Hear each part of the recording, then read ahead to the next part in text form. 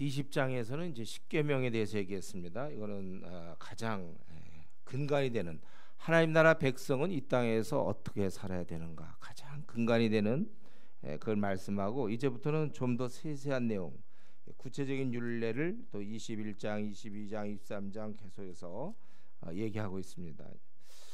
지금 이제 구체적인 율례의 첫 번째 문제는 종에 대한 문제, 법규에 대한 건데, 이제 종, 히브리 남종이죠. 종을 사면 6년간 일을 하는 거예요. 6년간. 그리고 7년째는 자유인이 되는 겁니다. 6년만 열심히 일하면 7년째는 자유인이 될 수 있어요. 단 그가 이제 혼자 왔을 경우에, 총각으로 혼자 왔을 경우에는 그리고 이제 내보내면 되는데, 문제는 와서 장가를 들었단 말이에요. 그 집에 있는 어떤 여자와 함께 이제 살게 됐다든가 그랬으면, 장가 들었으면 그의 아내도 그와 함께 가려니와, 만일 자기가 어떻게 한 거면 되지만 상전이 그에게 줬을 경우, 4절에 보면, 그래서 아들 딸을 낳았으면 이 상전이 그의 종이나 여종을 이제 아마 줬겠죠. 그러면 이 아내와 그의 자식들은 상전에게 속할 것이요 그는 단신으로 나갈 것이다. 그에게 주었지만 그 여종은 원래 이 주인의 종이었기 때문에 데리고 나갈 수가 없다는 거예요. 그러니까 이 남종이 자기가 혼자 나갈 생각하니까 아내가 있고 애들이 있고, 그러니까 자기는 그러면 이 집에 계속 있겠다. 그럴 경우에 내가 처자를 사랑하면서 나는 나가지 않겠다. 그러면은 이제 확실하게 그러면 함께 가는 거야. 그냥 쭉 함께. 왜냐하면 이 여종을 차지했기 때문에 함께 간다 이거예요. 그래서 그럴 때는 재판장에 가서 문이나 혹은 무설주 어떤 지정 장소가 있을 것 같은데 가서 거기서 귀를 뚫으면 되는 것이다. 귀를 뚫는 게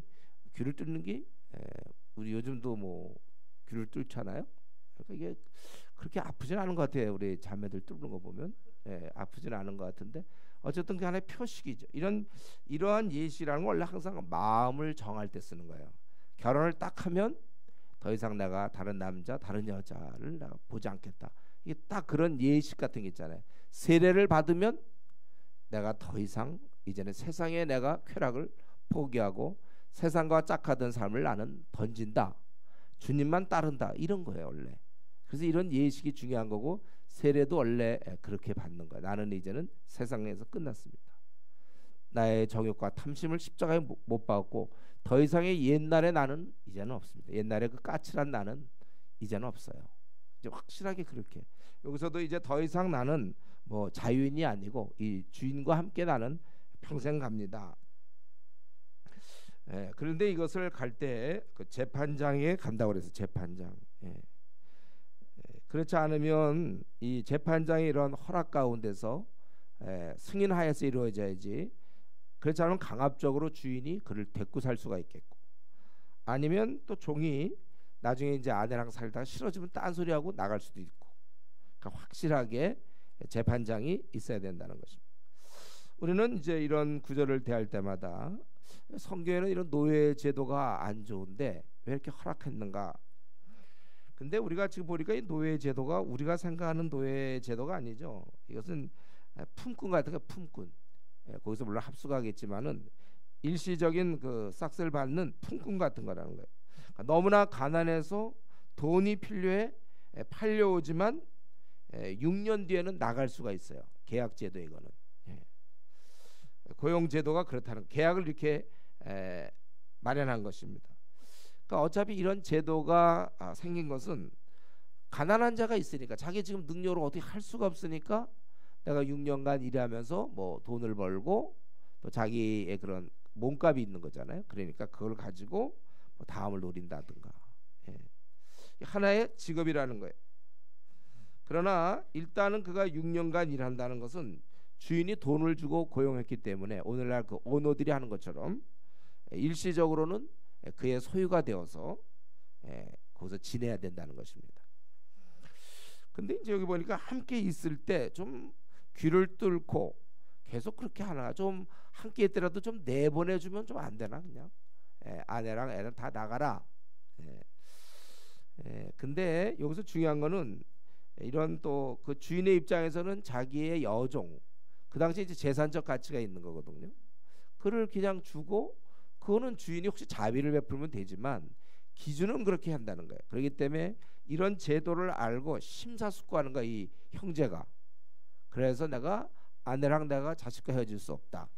본인이 각오하고 처음부터 이런 원리를 알기 때문에 여종을 준다든가 할 때도 본인이 자기가 싫으면 이제 그걸 거부하든지 그건 본인의 선택 사항이에요. 그리고 어떻게 따지면 그가 이제 여기서 쭉 지낸다는 것도 한편으로는 어떻게 보면 이게 이제 고용인으로 지내는 거지만 이렇다 할 직업이 없을 때는 오히려 이것이 직업이 보장이 되는 거예요. 거기서 나는 그냥 먹고 사는 거예요. 그 당시 먹고 사는 게 중요한 거잖아요. 그리고 여기서 보면 종이라 할지라도 기본적인 것은 보장되어 있죠. 23장 12절에 보면 6일은 일하고 7일은 쉬는 거예요. 그당 뭐 미국의 흑인 노예 제도는 이런 게 없었죠.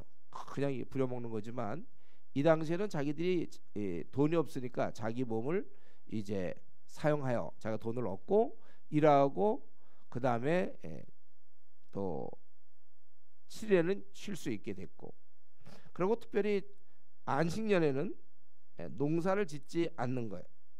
왜냐하면 레기 25장에 보면 그 소산을 식물로 삼고 이 땅을 위해서도 그렇고 원래 안식년에는 농사를 짓지 않는 것입니다.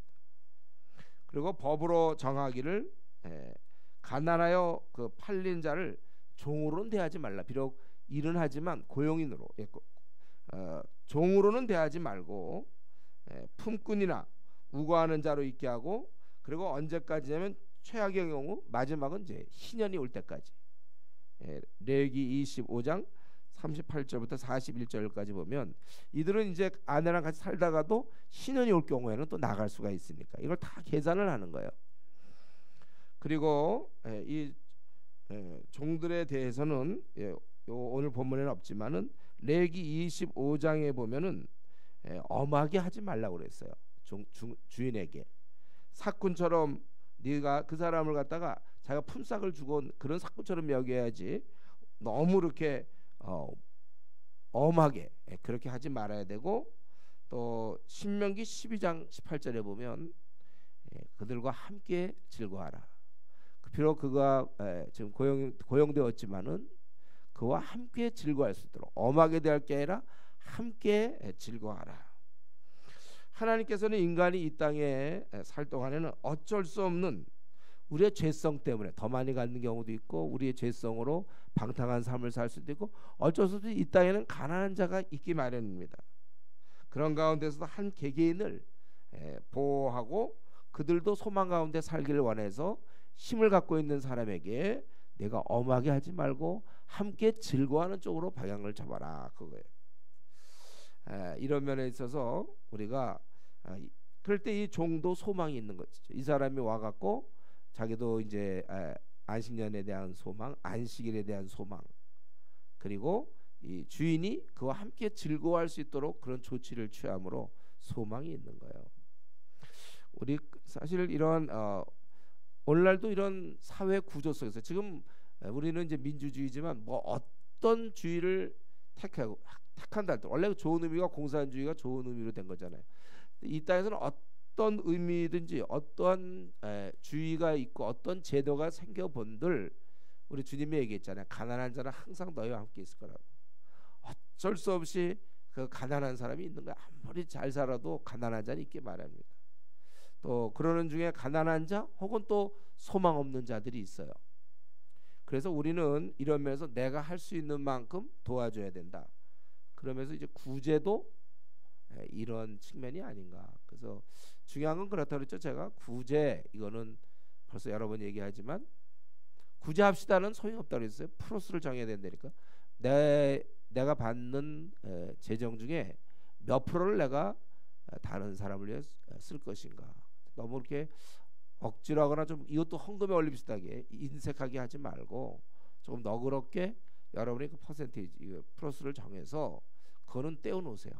떼어놓아서 구제에 쓰고 또 어려운 사람을 위해 쓰고 또 나름대로 이렇게 항상 또 뭐 선교를 생각하면 또 선교도 생각하고 우리가 그렇게 하는 것입니다.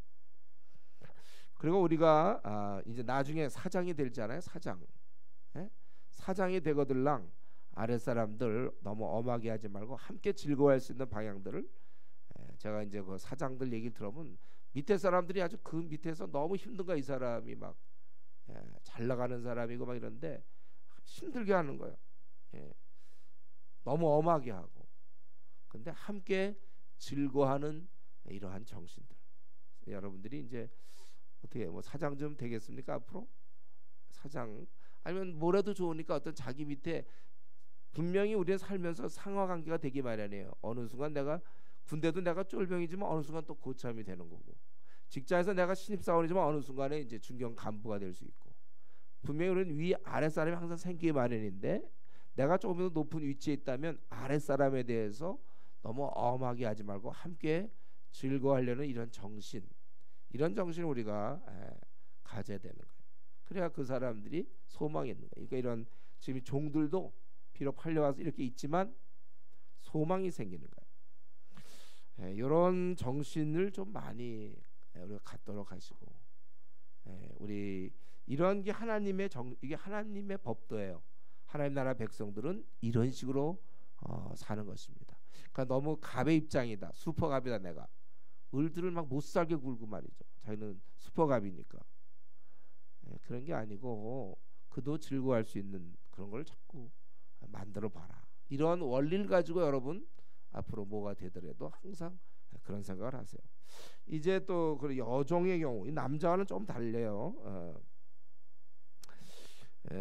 여종은 아까 여종으로 팔았으면, 딸을 여종으로, 사람이 자기 딸을 여종으로 팔았으면 그는 남종과 달라. 남종은 갔다가 이제 이렇게 나오지만, 여기 보니까 그 가서 그 무슨 결혼을 한 건지 좀 그런 것 같긴 해요.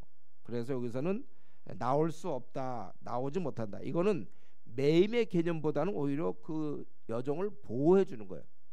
법이 나올 수 없으니까, 예를 들면 이제 결혼을 했다든가 할 때 그 남편이 내보낼 수가 없는 거, 나오게 할 수 없다. 쫓아내지 못하도록. 그럼 여성이 그때 결혼해서 나오면 먹고 살 길이 없어요. 남자들은 일을 하면 되지만 여자는 그게 안 된단 말이죠. 그런데 이제 나올 수가 없는데 예외가 있단 말이에요. 만일 상전이 그를 기뻐하지 아니하여 상관하지 아니하면 그를 속량하게 할 것이나 상전이 그 여자를 속인 것이 되었으니 외국에는 팔지 못할 것이다. 뭐 아마 자기가 약혼했는지 이런 이제 여인에 대해서 상전이 그를 기뻐하지 않단 말이에요. 자기 이제 아내로 데려왔거나 뭐 이렇게 했는데, 그럴 때는 이제 내볼 수는 있어요. 내보낼 수는. 근데 타국인에게 팔 수는 없다고 그랬어요. 왜냐하면 그 여자를 속인 것이 되었기 때문에. 처음에 그를 받을 때는 뭐 같이 산다든가 이런 조건인데 결국 내보내야 되니까 자기가 그를 기뻐하지 않아. 처음엔 좀 기뻐했는지 몰라요.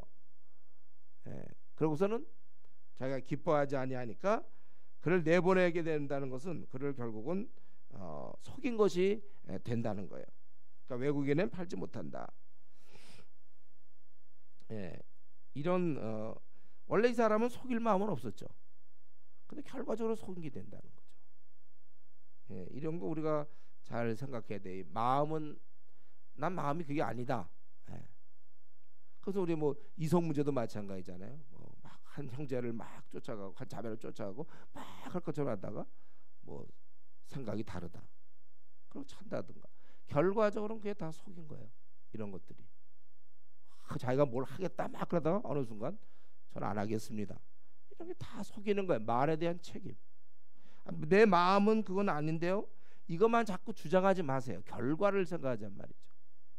우리가 이런 면에서 사실은 뭐 어쩔 수 없는 환경이 있을 수는 있어요.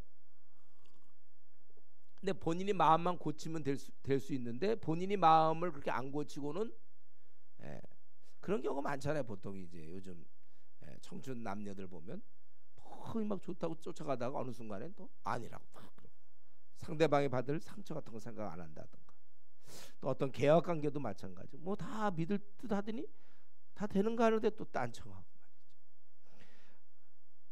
그렇기 때문에 우리는 자꾸 마음에 따라 이랬다 저랬다 할 수 있거든요. 한번 입 밖에 낸 거는 우리가 지키도록 노력하고, 뭐 나는 뭐 그런 마음은 아니었습니다.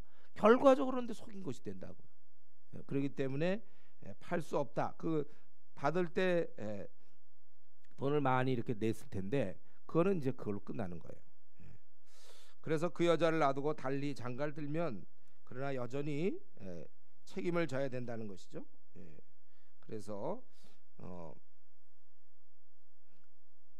이제 그 전에 9절 또 그 아들과 결혼시켜서 데려왔으면 딸처럼 잘 대접하라.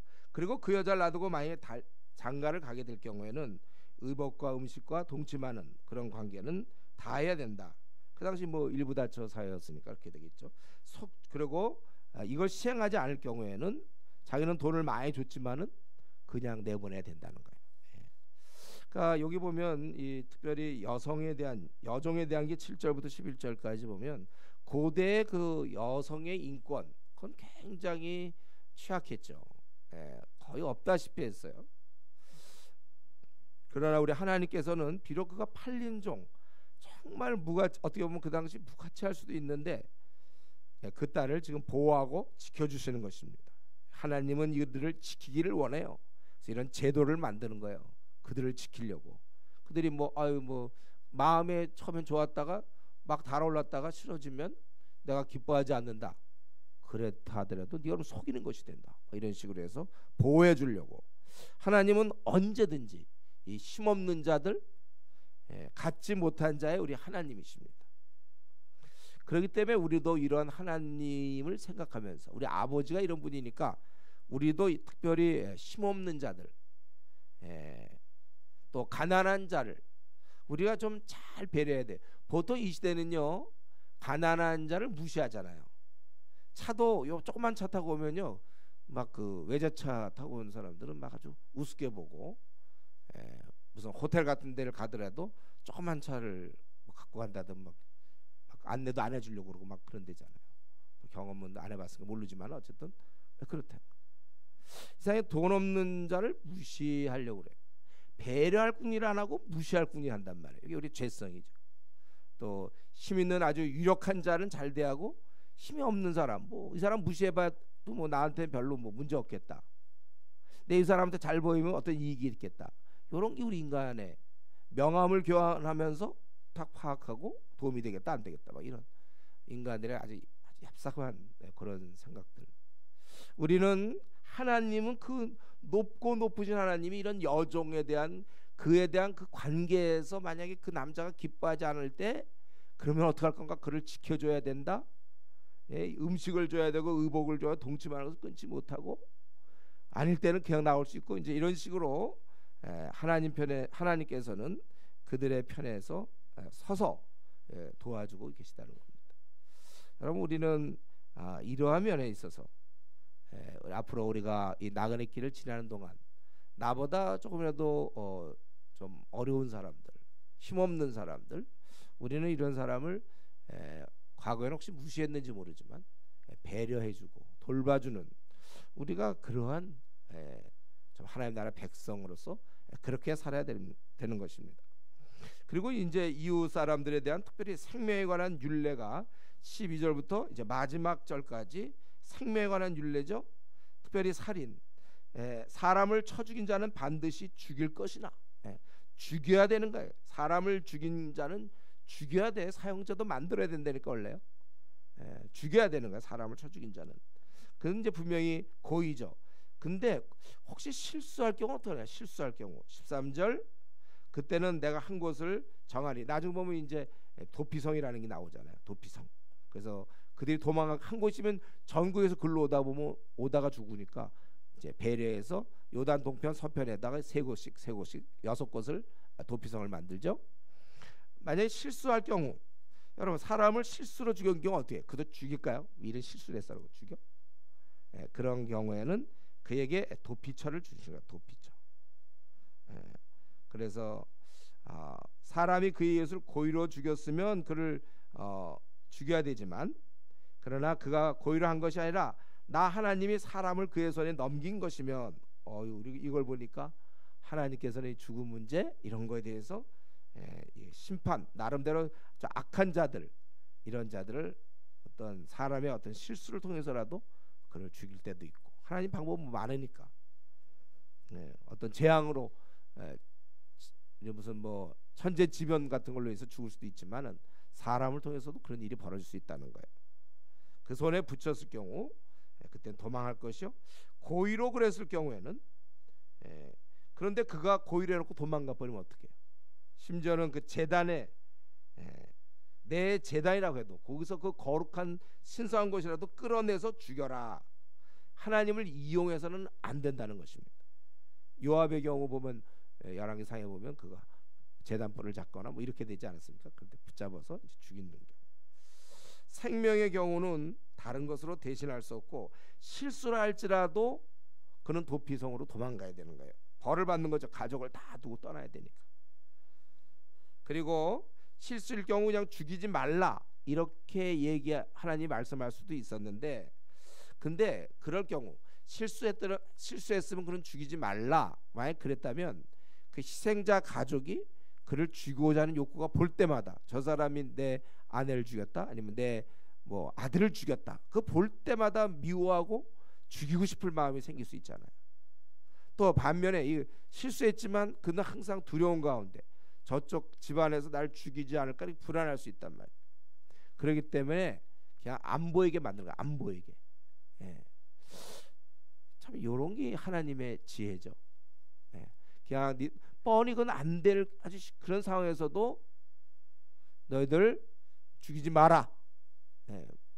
물론 그걸 우리가 순종을 할 수 있겠지만 그건 너무 힘든 거잖아요. 이 원수를 또는 본인 스스로도 이 두 가지를 해결한 것이 바로 이것입니다.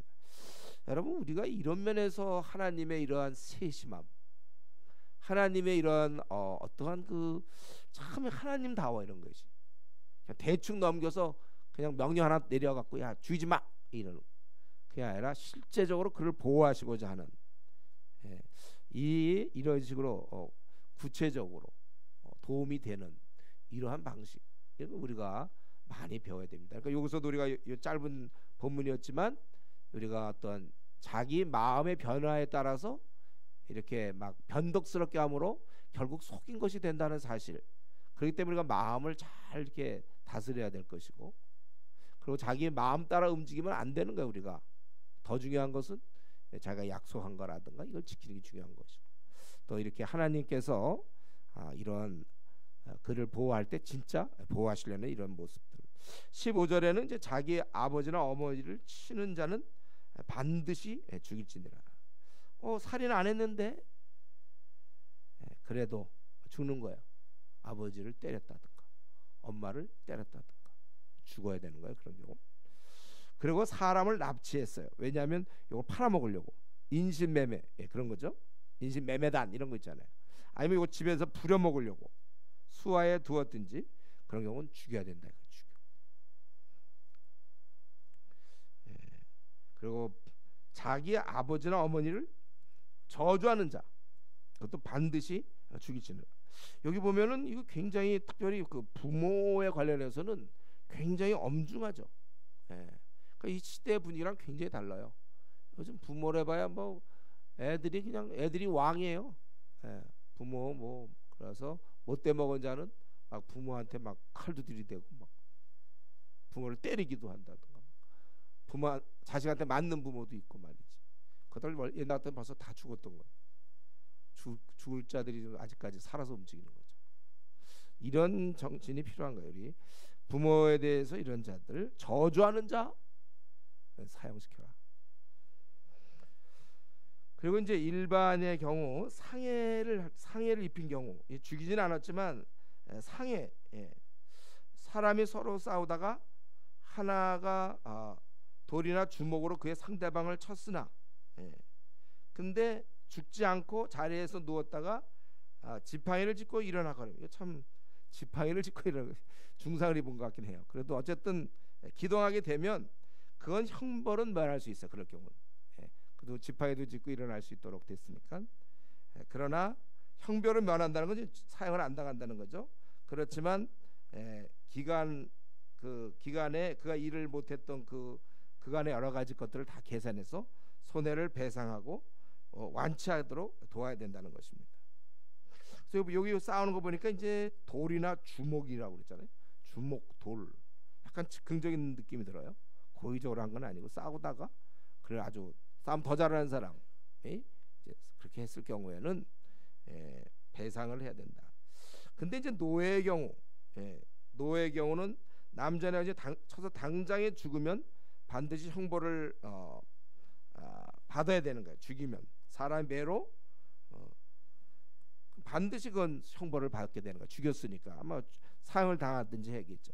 그러나 당장 죽지 않으면 그럴 때는 형벌을 면할 수 있다. 그렇게 돼 있어요. 심하게 그래서 매라고 그랬잖아요. 그러니까 어떤 싸움 같지는 않고 벌이나 잘못해서 교정하다가 그럴 경우라 하더라도 너무 심하면 그건 안 된다는 것이죠.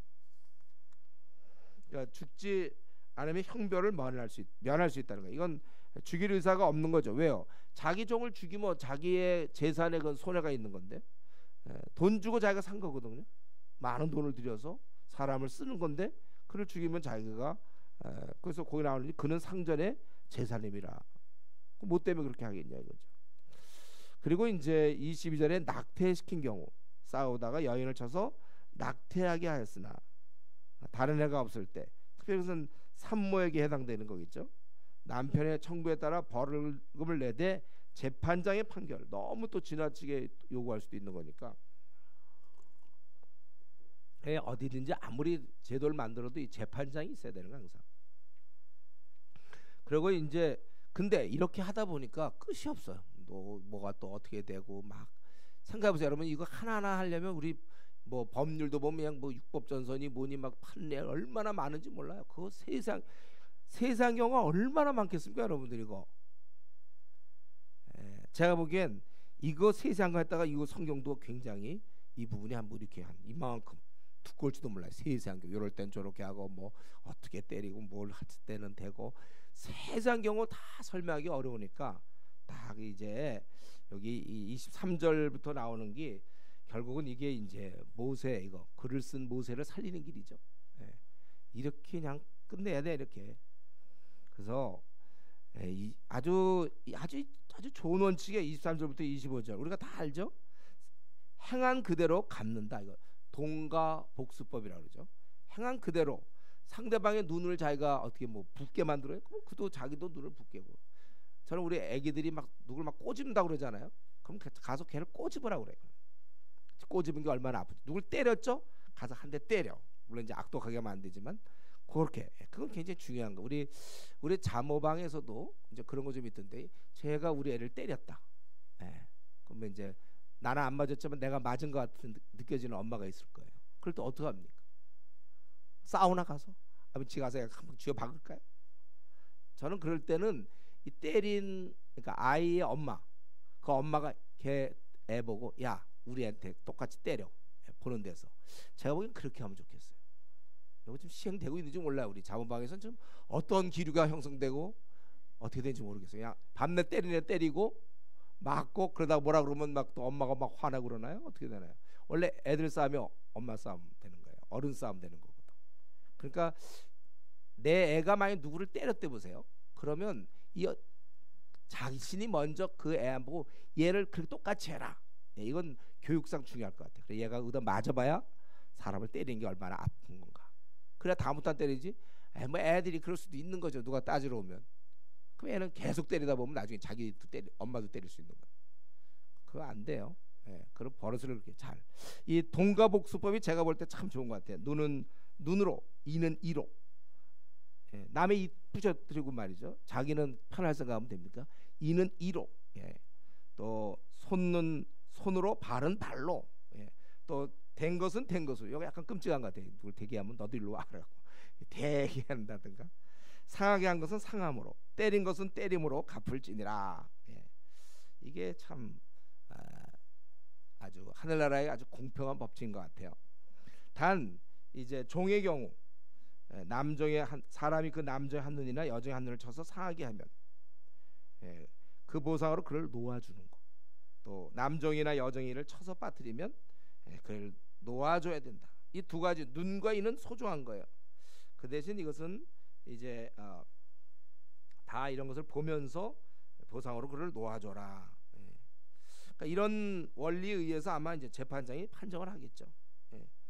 그래서 이런 동가복수법은 내가 당했으니 너도 당해라. 예. 사실 그런 개념보다는 오히려 더 이상의 복수를 막아주는 거예요. 우리 싸울 때 보면 누가 한 대 때리면 가서 막 서로 막 더 때리잖아요. 그러고선 얘가 먼저 날 때렸다, 얘가 먼저 날 건드렸다. 그래서 이 복수라는 건 보통 더 하게 되거든요. 더 화가 있으니까. 그러니까 오히려 더 큰 복수를 막아주는, 그 정도만 공평하게. 그래서 이제 이 정도 하면 됐는데, 이제는 사람 말고 짐승이 그런 경우 있다면, 짐승이 그 당시에 뭐 목주가 그러다 보면 짐승이 사람을 상해하는 경우. 그래서 소가 사람을 받아 죽이면 어떻게 되는가? 소가 남자나 여자를 받아서 죽이면 그 소는 반드시 돌로 쳐 죽여야 되는 거야. 그런 거예요. 그런 소는 살려놓으면 안 돼. 이게 또 한 번 받아 사람 죽이면 그 다음에 또 어디 가서 받을지 몰라. 죽여놔야 돼. 이거는 돌로 쳐 죽이라고 그랬죠. 그리고 고기는 먹지 말려니와. 그러니까 이게 살인 소의 고기다. 아이고 이걸 어떻게 먹을 때 찜찜하다. 약간 그런 개념 아닌 것 같아요. 여기서는 고기를 먹지 말 이유는 그럼 만약 이 소가 사람을 죽였을 경우에 그 소의 주인 이 고기를 먹지 말게 함으로써 아무런 재정적인 보상을 받을 수가 없어요. 그러니까 손실을 크게. 그러니까 소 같은 걸 잘 단속해야죠. 이 만약에 그 고기를 먹으라면 그건 내다 팔 수가 있지만, 이 말은 이제 그걸 죽여야 되고 그 주인도 재정적인 어떠한 그 큰 손실을 입어야 된다 이거야. 그 고기를 먹지 말라. 원래 소고기는 맛있는 거거든요. 뭐 바쳤지만 뭐 그 고기가 뭐 어디 가겠습니까? 그러나 그걸 먹지 못하게 함으로써 팔 수가 없는, 이제 그렇게 되는 것이죠. 그런데 이 소가 이게 한 번이 아니란 말이에요. 소가 본래 받는 버릇이 있고, 또 그 임자는 사람으로부터 그런 경고를 받아서 어디 가서 누구를 부상시켰거나 막 이런 소가 있는데, 당신 소가 그렇습니다 했는데도 불구하고 제대로 단속을 하지 않을 경우, 그럴 경우는 소뿐만 아니라 그 임자도 죽여라. 그만큼 아주 결과적으로 사람을 죽이게 되는 거니까 단속을 해야 될 책임이 있는 사람이 경고를 받았음에도 몰랐다면 할 수 없어. 처음 케이스 이 8절은 그건 할 수 없지만 알면서도 가만히 있을 때는 그럼 네가 죽어야 된다 그거예요. 단 근데 예외 조건은 속죄금을 부과하면, 이게 반드시 이 법칙만 다 하면 또 애매한 경우가 있을 수 있잖아요. 그럴 때는 이제 생명의 대가로 받는다. 아마 재판장이 이걸 잘 판단해서 그렇게 해야 되겠죠. 이 법규대로 하는데, 그리고 이제 일반인과 남종 여종은 좀 달라요. 그래서 만약에 소가 남종을 죽이거나 또 여종을 받으면 소 임자가 은 30세계를 줄 거라고 그랬어요. 30세계. 이 만약에 남종을 어떻게 제가 보기엔 받았다는 거는 뭐 죽인 거 아닌가 싶기도 한데, 어쨌든 뭐 그 기능을 못하게 했거나 그럴 경우에 은 30세계를 갖다 줘야 돼요. 그러니까 이 은 30세계라는 그 당시 노예 품삯 저거거든요. 그 노예 값이거든요. 그걸 이제 상전에게 줘야 되고, 그 소는 돌로 쳐서 죽여야 된다는 겁니다. 그러니까 이 주인의 입장에서는 큰 손해를 보는 거죠. 30세계라는 큰 돈을 내야 되고, 또 자기 소는 죽여야 되고, 돌로 쳐서 죽이는 거, 그 다음에 먹지 못하는 건 뭐 당연한 것 같아요. 그리고 이제 그 짐승을 죽일 경우가 있어요. 일부러 죽이는 아니고 사람이 구덩이를 열어두거나 구덩이를 파고 덮지 아니하므로 소나 나귀가 거기에 빠지면, 그래서 이제 죽었다는 것이죠. 그 구덩이 주인이 자기 집 앞에다 구덩이를 팠는지 어쩐지 하더니 구덩이 주인, 그 주인이 잘 보상하여 짐승의 임자에게 돈을 줄 것이요, 죽은 것은 그가 차지할 것이라. 뭐 자기 구덩이에 들어왔으니까 그 이제 자기 거고, 돈을 죽었지만은 이제 돈을 줘야 된다는 것입니다. 이 죽은 소나 나귀가 어떤 노동력을 제공하겠어요? 굉장히 큰 손해를 보죠. 그 값어치를 다 쳐줘야 되는 거예요. 근데 소가 또 다른 소를 받아 죽일 경우, 받아서 죽일 때, 이게 굉장히 성경은 좀 이런 것 좀 자세히 나는데, 이 사람의 소가 저 사람의 소, 하여튼 소끼리죠. 소끼리. 소싸움 아니고 소가 받아 죽이면 어떻게 하라는가? 살아있는 손을 팔려는 거야. 두 마리가 있었는데 한 마리가 죽으면 그 한 마리를 팔아서 그 돈을 나눠라 이거야. 그럼 소끼리 싸운 걸 보면 어떻게 해 그거는? 그러니까 반반하고 그 죽은 소도 또 반반 처리해라. 이건 뭐 소끼리 하나 성질 나쁜 소를 키웠는데 그럼 뭐 다른 소 받아 죽였을 경우 뭐 어떻게 할 수가 없어. 근데 이렇게 반으로 나누는데 원래 받는 버릇이 있는 줄 알고도 단속하지 않으면 그럴 때는 그 받은 소는 그 상대방에 주고 그리고 죽은 소는 네 몫이 되라. 그러니까 재정적 손실을 주는 것이죠. 가해자의 큰 손해가 있는 것입니다. 이것이 오늘 이제 21장인데 우리가 좀 정리해 보면 이 종들에게는 관용을 많이 베풀어야 된다. 비록 그들이 일하는 사람들이지만 그리고 여기서는 부모에게 잘못할 경우는 그건 굉장히 엄중하게 처리하는 거구나. 그리고 상해를 입었을 때 항상 중요한 건 고인과 부주인가에 따라서 많은 차이가 나는구나. 이걸 알 수 있습니다. 그리고 혹 부주의하더라도 벌을 받는다는 거예요.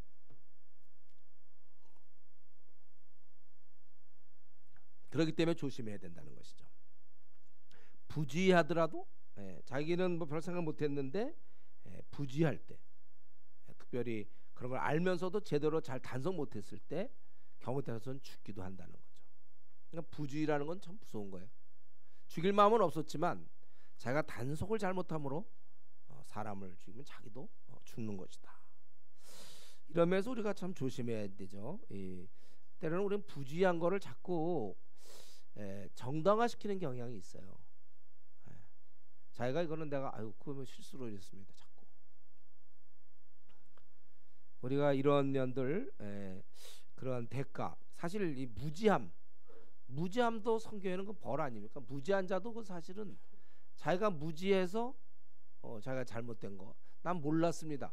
몰랐다 하더라도 그런 무지가 죄의 형태예요. 그것이 또 부주의해서 그럴 줄 몰랐습니다. 이런 것들 그만큼 단속을 못한 거 이건 대가가 있어야 되는 겁니다.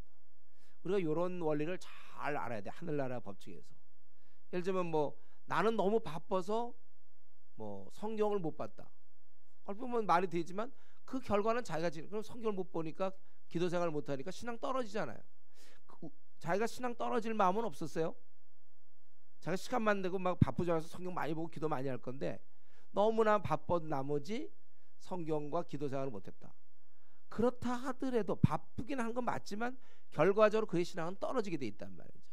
내가 밥이 먹기 싫어서 안 먹었을 때 밥이 없어서 못 먹는 경우나 밥은 있지만 내가 먹기 싫어서 안 먹는 경우나 결과적으로는 다 배고픈 거고 다 영양실조 걸린 건 똑같은 거예요.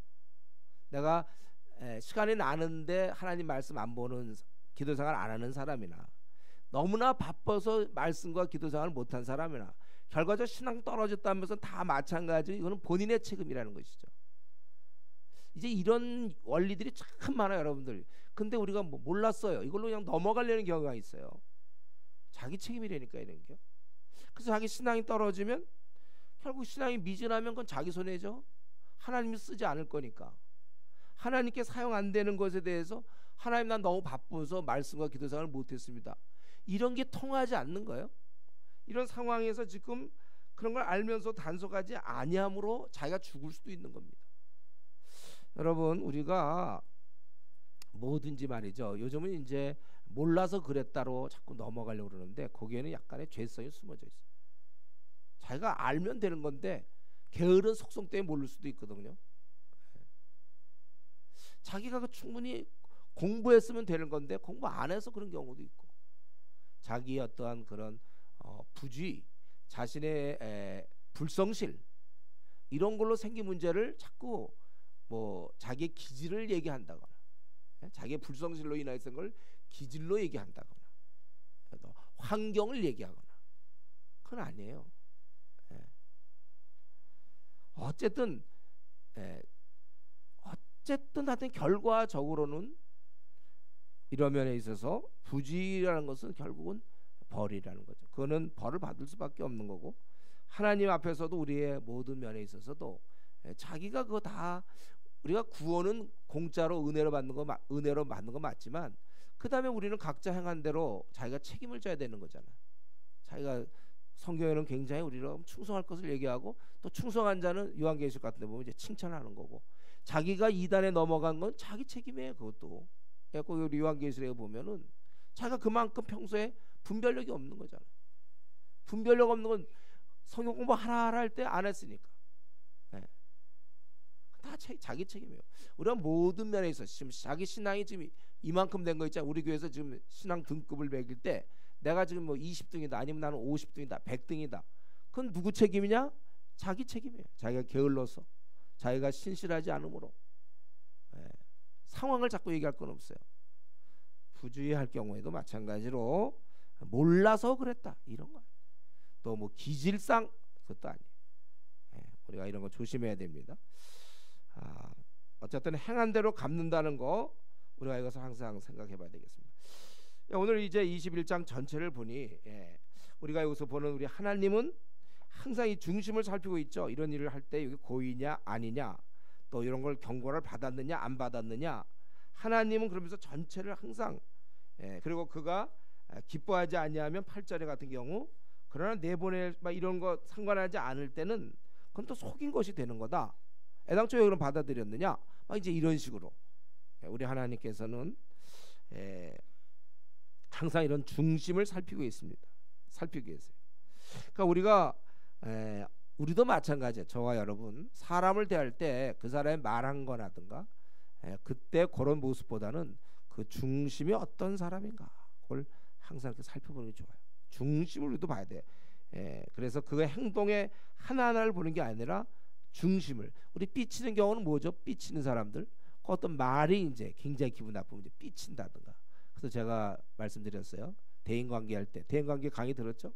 우리가 어떤 하나의 말을 생각하지 말고 종합적으로 보라. 종합적 보는 연습을 해라. 그래야지. 그 장우는 매일 삐치게 돼요. 이 교회에서 다 원수야. 그러면 쟤는 그때 나한테 몇 년도 몇 월에 이제 이런 얘기를 했었지. 쟤는 또 그때 어느 수련회 가서 나한테 저런 얘기를 했었지. 다 원수게. 중심 어떠한가, 이게 참 중요한 겁니다. 그래서 우리 중심에 따라 행동해야 돼. 우리 하나님처럼 상황에 따른 감정으로 하지 말고 중심. 부부간에도 마찬가지고요. 아내가 나한테 했던 한마디로 그냥 곱씹고, 또 남편이 했던 말들 또 그 곱씹고, 그래서 막 멀어지고, 자기가 곱씹는 건 멀어지는 거니까. 이런 걸 좀 잘 생각해야 돼.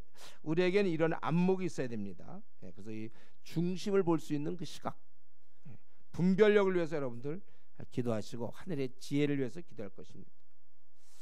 그리고 우리 여기서 보면 우리 하나님은 중심을 살피시고, 그 다음에 우리 하나님의 일처리는 굉장히 공평하시잖아요. 공평하시. 눈은 눈으로, 이는 이로. 더 이상 못하게 막기도 하시고, 거기는 또 자비하심도 있고 공의도 있고.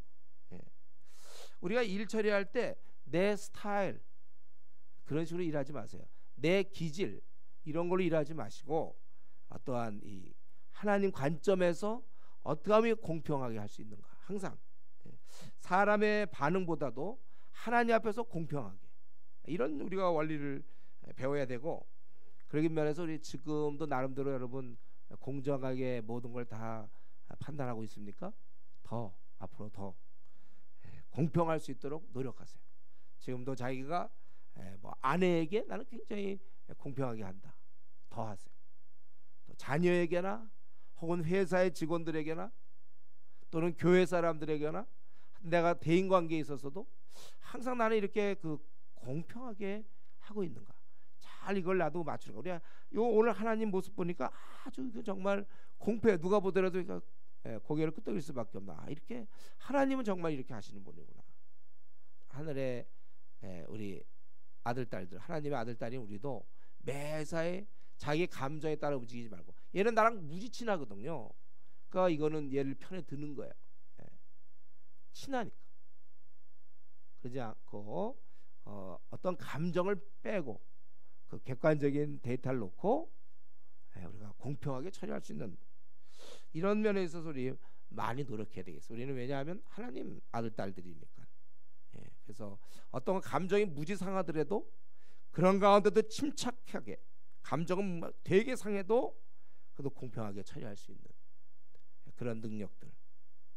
그 사람에게 굉장히 지금 상처를 입었다 하더라도 또 생각해 보면 그걸 공평하게, 내 감정 때문에 그냥 더 악인으로 만들지 말고 공평하게 항상 할 수 있는 이런 훈련.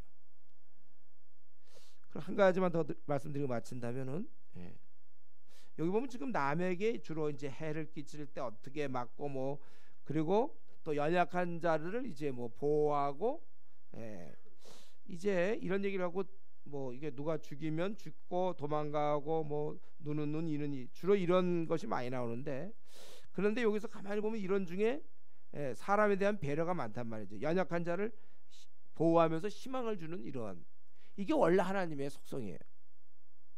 그렇기 때문에 오늘날 우리 이제 성령이 와 계시는 저 여러분, 우리는 적극적으로 이제 남에게 해 끼치거나 아니면 최소한도 눈은 눈 이는 이게 아니라 적극적으로 유익을 주는 사람, 우리의 생이 다른 사람을 도와주는 삶, 유익을 주는 사람, 그렇게 우리가 살아야 됩니다. 여러분, 우리가 이 땅에 존재하는 것은 다른 사람에게 기쁨이 되기 위하여, 뭐 그런 찬양에도 뭐 기쁨 되기 원하네 뭐 이런 거 있죠. 우리가 적극적으로 다른 사람에게 이 기쁨이 되는 사람이 되자는 거예요. 남에게 자꾸 이렇게 피해를 주고 이런 게 아니라 저 사람이 나를 만났기 때문에 정말 기쁠 수 있도록, 나를 만난 것이 행운이야, 그렇게 될 수 있도록 우리 자신이 다른 사람이 항상 그 도움을 주려고, 그렇게 우리가 다시 한번 마음을 다시 새롭게 할 필요가 있습니다. 내가 다른 사람에게 어떻게 유익을 줄 수 있을까? 나는 물론 부족한 자지만 그래도 우리 하나님의 원리는 그런 거거든요. 연약한 자들을 잘 보호해주고 희망을 주고, 그래서 어떤 소극적인 게 아니라 적극적으로 우리는 이제 도와주고 유익이 되고, 여기에는 이제 많은 수고죠. 바울 사도가 얘기한 것처럼 이 주님의 일에는 많은 수고를 하는 거예요. 수고를 해서 다른 사람에게 도움이 되는, 이러면서 우리가 더 신경을 쓰고, 지금까지 우리가 남에게 도움을 위해서 많이 살았습니까? 앞으로도 더 우리는 많은 사람에게 유익을 주는 착한 사람이 돼야 되는 거예요. 그리고 남을 실제 도울 때, 우리 도피처 같은 거 보면 실제 도움이 될 때 우리 하나님이 도피처를 만드는 것처럼 마음만 앞서지 말고 좀 세심하게 진짜 도움이 될 수 있도록 그렇게 도와줘야 돼. 마음만 뭐 통하고 이런 게 아니라 진짜 그 사람에게 도움이 될 수 있는 방법이 뭐냐, 이런 걸 찾아서 좀 더 우리 아버지처럼 우리도 이렇게 좀 세심해서 이렇게 도움이 되겠구나, 실제 도움이 될 수 있는 그런 일들을 많이 하는 그러한 우리 성도 되기를 바랍니다. 기도하겠습니다. 오늘 이 말씀 좀 생각하면서 자기에게 좀 해당되는 거 있으면 같이 통성으로 기도하겠습니다.